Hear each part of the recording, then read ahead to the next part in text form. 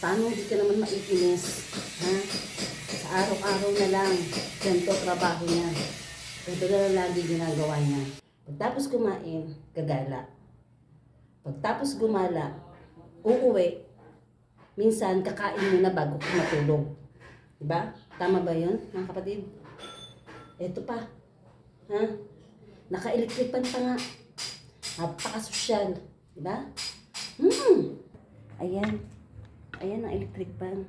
Oh, diba? Naka-electric fan pa nga siya.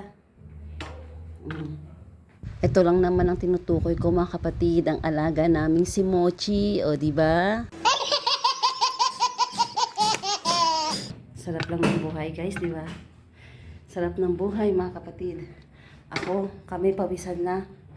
Hindi na malaman ang gagawin. Siya, kain, tulog, gala lang. Diba? Oh, huwag kayong mag-ingay, ha? At baka mag-istorbo. Diba? Yan lang muna ng buhay niya. Araw-araw na ginawa ng Diyos. Ganyan siya. Ha? Katugad. Salamat po sa Diyos. Pag-ibig.